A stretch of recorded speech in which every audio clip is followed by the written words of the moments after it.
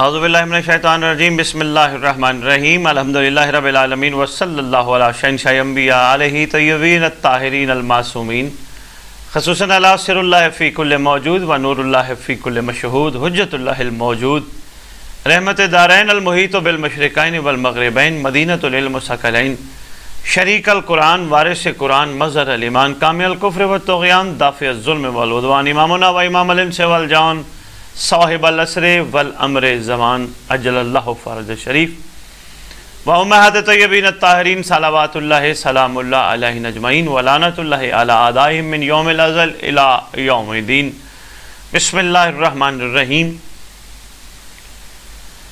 ان دین عند اللہ الاسلام۔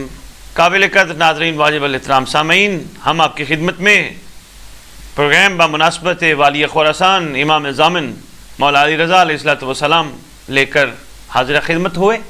جیسا کہ آپ جانتے ہیں یہ ایام سرکار کے ساتھ منسوب ہیں، تو سرکار کے فرمان، سرکار کے احسان اور سرکار کا عرفان، یہ ہم ان پہ ہی بات کریں گے انشاءاللہ۔ تو اس کے بعد دیکھتے ہیں جیسے پروردگار نے چاہا۔ سب سے پہلے سرکار کے ذات کے حوالے سے کون امام رضا علیہ السلام کہ جن کی پرورش مرکز وحی کے گھر میں ہو، وہ گھر جس کی بلندی کا حکم خدا نے دیا تھا، اس گھر میں شہزادے کی پرورش۔ مولا والی خراسان مشہور ہے مومنین ماشاءاللہ جوک در جوک سرکار کی زیارت کے لیے مشہد تشریف لے جاتے ہیں اور وہاں جا کے اپنی اپنی مرادیں، اپنے خواہشات کے لیے سرکار کو عرضی کرتے ہیں اور یقیناً فیضیاب ہو کے اس گھر سے آتے ہیں۔ اس گھر تک جانے والا کبھی بھی خالی نہیں لوٹتا، چاہے وہ کسی صورت میں کیوں نہ ہو، ضرور کچھ نہ کچھ عطا کنندہ عطا کرتا ہے۔ میں سرکار کی شان کے حوالے سے ایک مشہور شاعر ہیں ابو انوس، جب ان سے پوچھا گیا کہ مولا رضا کی شان کے بارے میں آپ کچھ کہیں تو اس نے بڑا خوبصورت جملہ کہا، کہتے ہیں آپ طیب و طاہر ہیں، ہاں جب آپ کا ذکر کیا جاتا ہے تو آپ پر درود و سلام واجب ہو جاتا ہے، آپ وہ ہیں۔ اگر نسب بلند بالا ہے تو آل علی کا ہے، یہی نسب سرمایہ افتخار ہے۔ پھر کہتا ہے یہ وہ ہیں جن کے پاس اہل بیت رسول موجود ہیں۔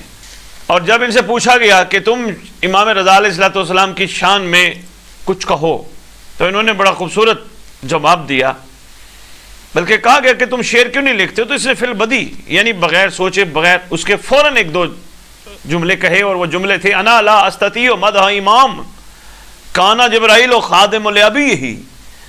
آسمانی امامت کا مہتاب کہاں، بندہ ناچیز کا بیان و کلام کہاں، میرے پاس فکر و رسا کے الفاظ ہی نہیں، جن کی تنظیم و تشکیل کے ساتھ شمائل مصطفی اور فضائل مرتضوی کے حسن و جمال کی حاشیہ آرائیاں ہیں، وہ میں کیسے کروں؟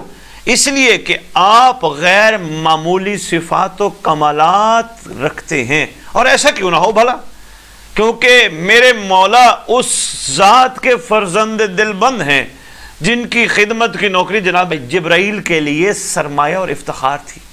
ابو انوس سرکار کی شان۔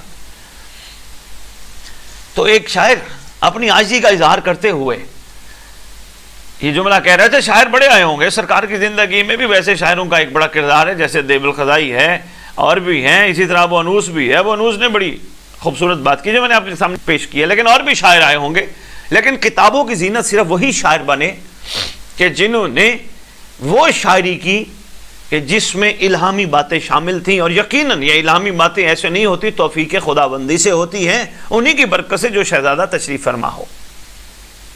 اب جیسے سرکار نے دیبل نے کچھ شعر کہے اور سرکار نے پوچھا دیبل تم جانتے ہو جو تم نے کہا؟ عرض کیا نہیں آقا۔ فرماتے ہیں تیری زبان پر روح القدس نے جاری کیا۔ یہ الہامی شاعری ہے، الہامی پیغام جو تو کھڑا دے رہا ہے، اور اس پہ بھی میں انشاءاللہ آگے بات چل کے کرتا ہوں۔ تو میں سرکار کے فرمان کی ایک چھوٹی سی بات عرض کرتا جاؤں۔ کسی نے پوچھا سرکار سے کہ جو تم نے مانگنا ہے دعا کے حوالے سے، پہلے چھوٹی سی ایک بات کرتا جاؤں، جیسے کہ ہر بندے کی خواہش ہوتی ہے کہ کوئی دعا مانگی جائے، اور مانگتے بھی ہیں انسان، اور دعا کے ضمن میں جو خوبصورت بات کی ہے وہ بڑی باکمال ہے۔ فرماتے ہیں تم انبیاء کے ہتھیاروں سے اپنے آپ کو مسلح کرو، انبیاء کے ہتھیاروں سے اپنے آپ کو مسلح کرو۔ پوچھنے والے عرض کیا، پوچھنے والے نے آقا انبیاء کے ہتھیار کیا ہیں؟ تو فرمایا انبیاء کا ہتھیار دعا ہے، یعنی دعائیں انبیاء کے ہتھیار ہیں۔ اپنے اصحاب کو نصیحت فرماتے ہوئے فرماتے ہیں کہ تم جو دعا مانگو اس کا علم لوگوں کو نہ ہو کہ تم اپنے رب سے مانگ کیا رہے ہو، مخفی دعا ہونی چاہیے۔ احمد بن محمد بن ابی نہر روایت کرتا ہے، میں نے مولا رضا علیہ السلام سے عرض کیا کہ مولا میں اتنے برسوں سے دعا مانگ رہا ہوں۔ یہ بڑا ایک اہم نکتہ ہے، یہ پہنچنا چاہیے ہر مخلوق خدا کے پاس، کیونکہ انہی کی فرامین سے ہی ہم حقیقت تک پہنچنے کی کوشش کر سکتے ہیں اور پہنچ بھی سکتے ہیں ان کے احسانات کے ذریعے، ورنہ ممکن نہیں ہے۔ لیکن کتنی خوبصورت بات ہے آج کل کے حوالے سے، جیسے ہم کہہ جاتے ہیں جی دیکھیں ہم رب سے دعا مانگتے ہیں، ہم اللہ سے دعا مانگتے ہیں، ہم پروردگار سے دعا مانگتے ہیں، انہی کے وسیلے کے ذریعے ہماری دعائیں قبول نہیں ہوتی، پتہ نہیں کیا ہوتا ہے، پتہ نہیں ہم پروردگار کی بارگاہ میں کوئی نیک لوگ نہیں ہیں، ہم بدکار ہیں، یعنی طرح طرح کی مایوسیاں ہمارے سامنے آتی ہیں۔ تو میں نے یہ بات اور یہ واقعہ صرف اس لیے چھیڑا ہے تاکہ لوگوں تک یہ بات پہنچے اور لوگ اس چیز کو سامنے رکھتے ہوئے اپنی زندگی کے معاملات کو سیدھا کریں۔ تو اسی ضمن میں احمد بن محمد بن ابی نہر روایت کرتا ہے کہ میں نے مولا رضا علیہ السلام سے عرض کیا، مولا میں اتنے برسوں سے دعا مانگ رہا ہوں لیکن آج تک میری حاجت پوری نہیں ہوئی۔ اب تو یہ کیفیت ہو گئی ہے کہ مجھے قبولیت دعا کے متعلق بھی اشکال ہوتا ہے کہ پتہ نہیں میں اس قابل ہوں کہ دعا مانگوں نہ مانگوں، پتہ نہیں میں گناہگار ہوں، پتہ نہیں رب میری سنتا بھی ہے یا نہیں سنتا۔ آگے کیا کمال جملہ فرمایا، احسان امام رضا علیہ السلام کا، سرکار والی خراسان بادشاہ کا کیا کمال احسان ہے۔ سرکار فرماتے ہیں قبولیت دعا سے مایوس ہو کر کفر مت کرو اور اپنے اوپر شیطان کو مسلط مت کرو، یہ مت کہو کہ ہماری دعا قبول نہیں ہوتی۔ آگے بڑا خوبصورت ارشاد فرمایا، پروردگار مومن کی صدا کو پسند کرتا ہے، اس کی مناجات سے محبت کرتا ہے، اگر ظاہری اس دنیا میں قبول نہ بھی ہو تو آخرت میں کئی گنا زیادہ اس کو دیتا ہے۔ کیا کمال فصاحت و بلاغت ہے۔ پہلی بات کیا فرمائی، کبھی بھی مایوس نہ ہونا، کفر ہے، مایوسی کفر ہے، مایوس نہیں ہونا اور مایوس ہو کر اپنے اوپر شیطان کو مسلط نہ کرنا۔ دوسری بات فرماتے ہیں پروردگار مومن کی صدا کو، یہ ایک صدا ہے، ایک عرضی ہے جو بندے کی اپنے رب کے ساتھ ہوتی ہے، دعا۔ تیسری فرماتے ہیں اس کی مناجات سے پروردگار محبت کرتا ہے، یعنی اللہ کو اچھی لگتی ہیں، کوئی مناجات کر رہا ہو، کوئی عرضی کر رہا ہو، کوئی دعائیں کر رہا ہو، کوئی ریکویسٹ کر رہا ہو، کوئی گزارش کر رہا ہو، پروردگار کو اچھی لگتی ہیں۔ اور چوتھی بات فرماتے ہیں، یہ بڑی کمال ہے، فرماتے ہیں اگر اس دنیا میں، ظاہری دنیا میں وہ دعا قبول نہ بھی ہو تو پروردگار اس کے لیے آخرت میں کئی گنا زیادہ دیتا ہے۔ ڈھارس ہو گئی نا، تسلی ہو گئی نا کتنی بڑی۔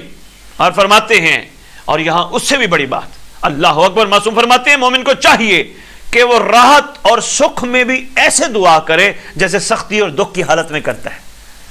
ہمارا معیار یہاں تھوڑا سا مختلف ہوتا ہے، جب ہمیں کوئی خوشی حاصل ہوتی ہے ہمارا معیار طلب کا، تمنا کا، دعا کا، مناجات کا ویسا لذیذ نہیں ہوتا۔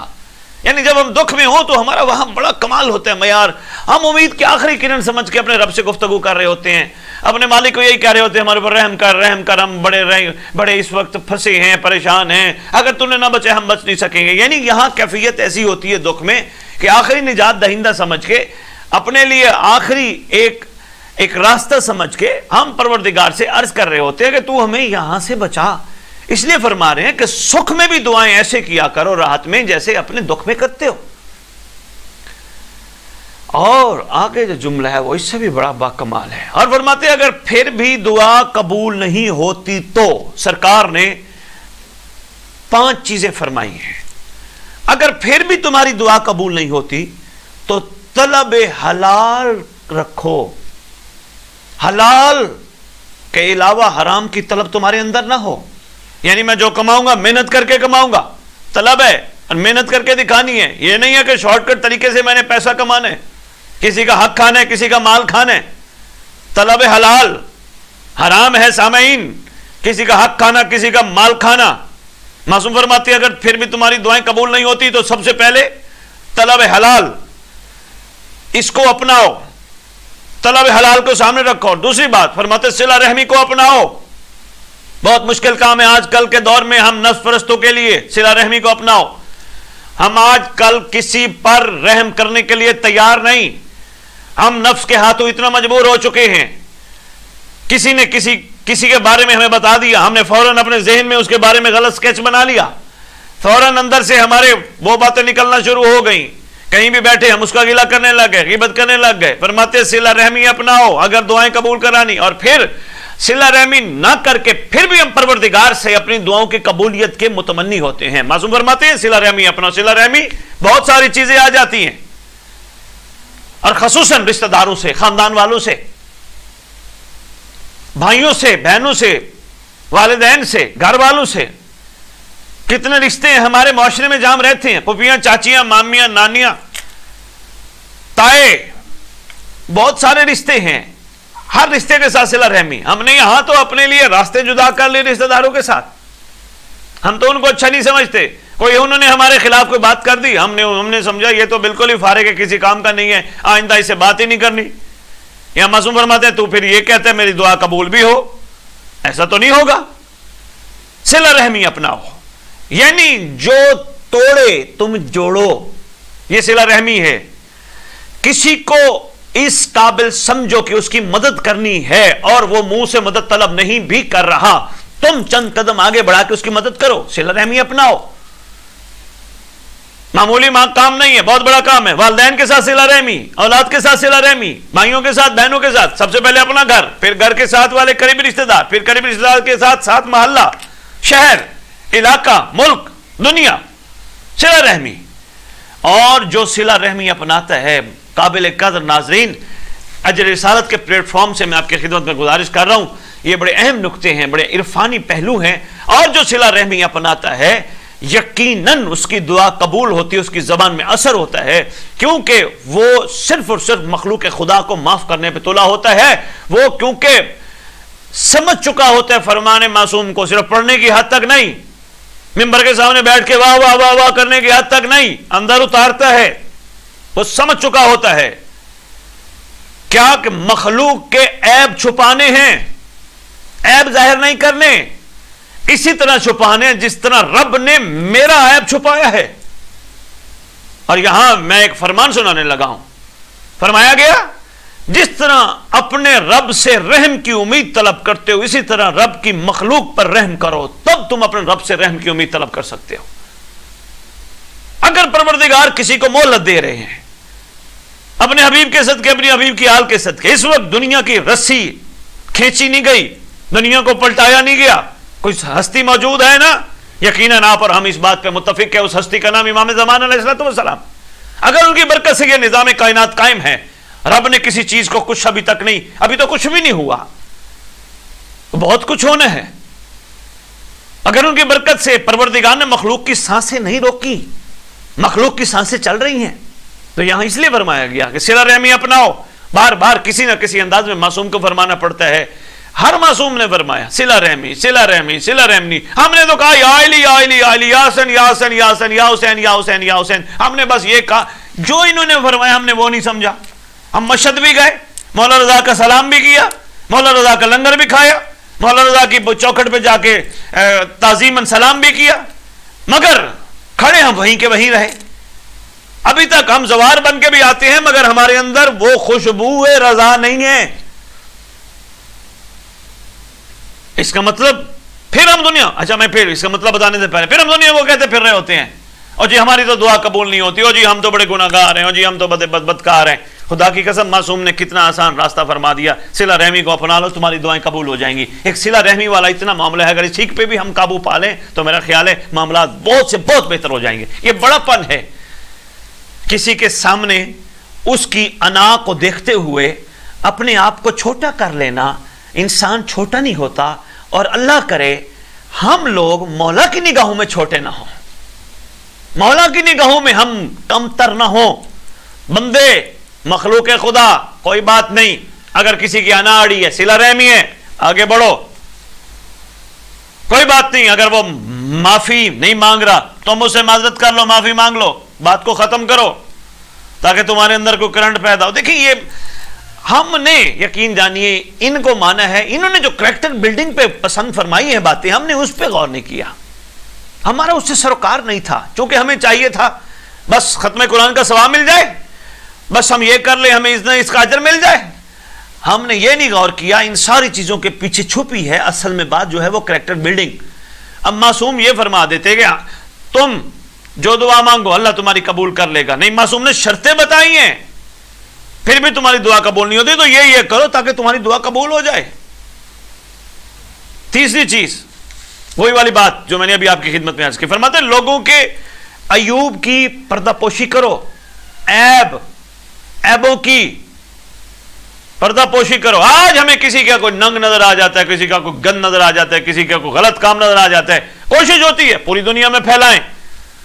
اور یہی کچھ میں دیکھ رہا ہوں، سوشل میڈیا ہے یا کوئی فورم ہے، ہم ایک دوسرے کو معاف کرنے پہ بالکل تیار نہیں، ہم ان کے عیب اٹھا رہے ہیں.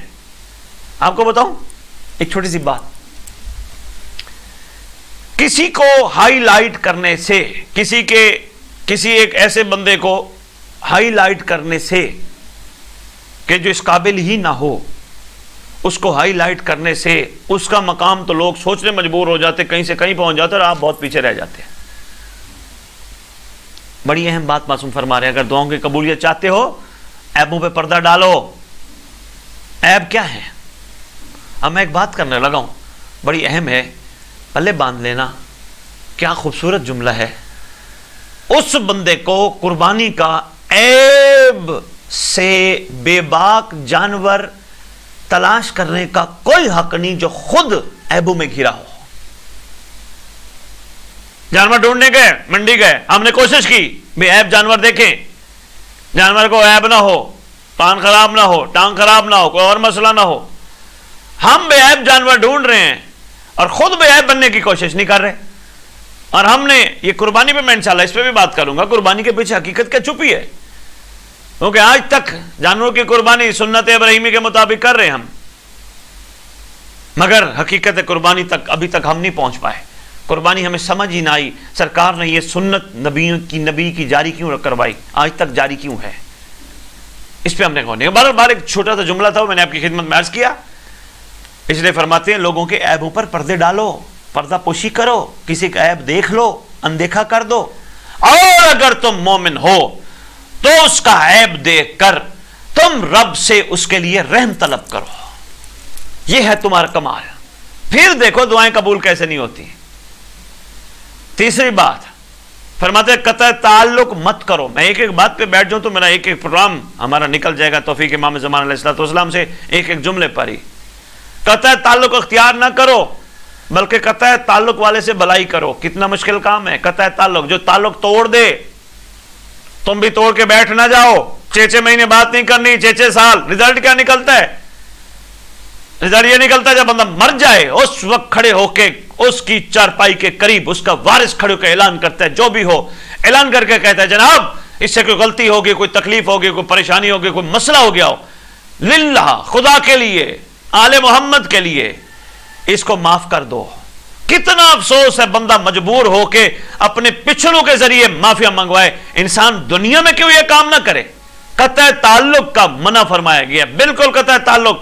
پھر تو یہ چاہتے ہو کہ کوئی ہم سے قطع تعلق ہی نہ کرے، سارے ہمارے تعلق میں ہو، مگر یہاں ہم چاہ رہے ہوتے ہیں کہ نہیں یار جس سے کوئی چھوٹی انبن ہو گئی ہے بس اس سے تو ہم نے کبھی نہیں بولنا، نہ کبھی بات کرنی ہے، نہ وہ اس قابل ہے کہ ہم اس سے بات کریں. نہیں، معصوم فرماتے ہیں قطع تعلق نہ کرو بلکہ فرماتے ہیں قطع تعلق والے سے بھلائی کرو. اس کا مطلب کیا تھا؟ معصوم فرما رہے تھے کوئی قطع تعلق کرے بھلائی کے ذریعے قطع تعلق ختم کرو. یعنی اس میں کوئی احسان کرو، اس کو یہ باور کراؤ کہ یار تیرے سے اگر غلطی ہو گئی ہم تیری والی غلطی نہیں دہرائیں گے. یعنی اگر تو نے ہم سے ناراض ہو کے بولنا ختم کر دیا، ہم تمہیں یہ والا کام کر کے نہیں دکھائیں گے جو کام تم کر بیٹھے ہو. تم نے ہمارے سے تعلق چھوڑے، ہم تمہارے ساتھ تعلق جوڑیں گے. ہمارا یہ کوئی ارادہ نہیں کہ ہم تم سے تعلق توڑے. یہ معصوم کا فرمان ہے. اگر اس کی حقیقت تک پہنچنے کی کوشش کرو گے تو معصوم فرماتے ہیں پھر تمہاری دعائیں قبول ہوں گی. اور آگے فرماتے ہیں نعمات کی کثرت بھی اکثر فتنوں میں ڈال دیتی ہے. یعنی کوئی کرم زیادہ ہو جائے، کوئی پیسہ زیادہ ملنے لگ جائے، کوئی دولت زیادہ ہو جائے، اور یہاں میں اگر لسٹ گنوانے لگ جاؤں تو بہت ساری نعمتیں. اور اگر انسان ٹھیک ہو، بیمار نہ ہو، یہ بھی ایک نعمت ہے، نعمت کی ایک شکل ہے. انسان ٹھیک ہو، انسان کیا کرتا ہے؟ جب ٹھیک ہو پھر الٹ پلٹ کام کرنا شروع کر دیتا ہے. پھر غلط کام کرنا شروع کر دیتے کیونکہ وہ ٹھیک ہوتے ہیں۔ معصوم فرماتے ہیں نعمات کی یہ نعمات کی کثرت میں سے ایک نعمت کی کثرت، اور یہ نعمت کی کثرت انسان کو کہیں فتنے میں ڈال دے گی، یعنی وہ الٹے پلٹے کام کرنا شروع کر دے گا۔ اور فرماتے ہیں جب یہ نعمات کی کثرت ہوتی ہے انسان فتنوں میں جب پڑ جاتا ہے پھر دعائیں قبول نہیں ہوتی۔ انسان کو چاہیے، وہ کوئی کسی نے کہا نا جیور کے کھاؤ، یعنی کہ تمہیں جیور کے کھانے کا مطلب یہ تمہیں اگر پروردگار نے ایک صحت والی زندگی عطا کی ہے تو اس کا مس یوز مت کرو، اس کو غلط راستے پہ مت ڈالو، اس کو اپنے لیے عذاب اور تکلیفوں کا باعث مت بناؤ۔ تمہارے اندر ہر وقت شکر کی کیفیت ہو، اور یہ بھی ناشکری ہے انسان کا جسم کا اعضاء ٹھیک ہو اور پھر وہ اس جسم کے ذریعے خدا بند مطلق کی نافرمانی کرنا شروع کر دے، امام زمان علیہ السلام کو حاضر اور موجود سمجھتے ہوئے۔ اس کا مطلب یہ وہ اس نعمت کی بے قدری کر رہا ہے۔ یہ شراب پینا، یہ زنا کرنا، یہ لواطہ بازی، یہ حرام کام، یہ سارے انسان کس وقت کرتا ہے؟ جب بندہ ٹھیک ہوتا ہے۔ بیمار بندہ تھوڑا کرتا ہے، بیمار بندہ تو کچھ کرنے کے قابل ہی نہیں ہوتا۔ جب بندہ ٹھیک ہوتا ہے وہ یہ الٹے پلٹے کام کرتا ہے۔ معصوم فرماتے ہیں یہ نعمت کی بے قدری ہے، فتنے میں ڈال دے گی، فتنہ ایسا آ جائے گا پھر تمہیں پتہ نہیں ہوگا، تم اس میں کھو جاؤ گے، تمہیں اس حقیقت کے آشنائی تک نہیں ہوگی۔ معصوم فرماتے ہیں اس لیے کوشش کرو اگر اپنی دعائیں قبول کروانی ہیں تو اپنی زندگی، اپنی جوانیاں، اپنی صحتیں، اپنا مال، اپنی یہ ساری چیزیں سنبھالو۔ یہ نہ ہو کہ کسی غریب کے سامنے اکڑ کر کے دکھاؤ، اس کو یہ باور کراؤ کہ دیکھو، بے شک منہ سے نہ کہو، اپنے کردار سے بتاؤ کہ دیکھو میرے پاس تو اتنا کچھ ہے۔ فرماتے ہیں فتنہ ہے، یہ فتنے میں ڈال دیتی ہے، اور جب فتنہ آ جائے اس وقت معصوم فرماتے ہیں فتنہ آنے کے بعد انسان کے عیب ظاہر ہو جاتے ہیں، اور جب عیب ظاہر ہو جائیں، یہ عیب ہی ہے، پھر دعائیں قبول نہیں ہوتی۔ معصوم نے چند کلیے ارشاد فرمائے، یہ ہمارے سمجھنے کے لیے، ہمیں مولا نے سمجھانے کے لیے، ہم پہ رحم کرنے کے لیے سرکار نے یہ کریمی فرمائی، ورنہ مولا کو یہ فرمانے کی کیا ضرورت تھی کہ ہماری دعائیں قبول نہیں ہوتی؟ ان مالکوں نے یہ احسان کرنا ہے نا، انہی کے احسان کے تلے ہم نے پرورش پانی ہے۔ اگر یہ ان کا احسان نہ ہو تو مخلوق رول جائے۔ یہ ان کے احسانات ہیں، ان کے احسانات پہ غور کریں۔ انہوں نے کریمی فرمائی، انہوں نے شفقت فرمائی، ہمیں دیکھیں احسان فرما کے یہ 5 چیزیں فرمائی، اگر یہ کر لو، صلہ رحمی اپنا لو، قطع تعلق یہ ختم کر دو، لوگوں کے عیبوں پہ پردے ڈالنا شروع کر دو، معصوم فرماتے تمہاری دعائیں قبول ہو جائیں گی۔ یہ کتنا بڑا محسن ہے، یہ کتنا بڑا کریم ہے، یہ کتنا بڑا شفیق ہے۔ ہم ہی مخلوق خدا کے لیے رحم کا وسیلہ بن سکتے ہیں۔ کس طرح؟ جب ہمارے کردار میں کمال آئے گا تو یقیناً ہم اپنے لیے دعا بعد میں مانگیں گے، چونکہ ہماری دعا قبول ہوتی ہے، مخلوق خدا کے لیے دعا پہلے مانگیں گے۔ اللہ کی پریشان تکلیف میں مبتلا ٹینشن میں بھری مخلوق کے لیے دعا پہلے مانگیں گے جب ہمارے اندر کمال آئے گا۔ تو یہ کمال آنا چاہیے۔ اسی ضمن میں نے آج آپ کی خدمت میں یہ پہلا پروگرام تھا، پہلی نشست تھی، اور ضرور اپنی آراء سے آگاہ کیجئے گا۔ ہماری کوشش ہوگی ہم سرکار کے احسانات، سرکار کے فرمان اور سرکار کے عرفان پہ بات کریں۔ پروردگار آپ سب کا حامی و ناصر ہو، اور اللہ کرے ہم سب کو مولا رضا کے ان پاک فرمانوں پر عمل پیرا ہونے کی توفیق ہو، تاکہ یہ سارے کام کر کے ہم اپنے مولا کی بارگاہ میں سرخرو ہو سکیں۔ کتنی خوبصورت بات ہوگی جب ہماری دعائیں قبول ہونے لگ جائیں گی۔ اگر یہ چھوٹے چھوٹے عمل اپنا لیتے ہیں، دعائیں قبول ہونے لگ جائیں گی، تو الٹیمیٹلی ہمارا دل چاہے گا علی رضا کا وارث جلدی آئے، امام زمانہ کو پکاریں گے۔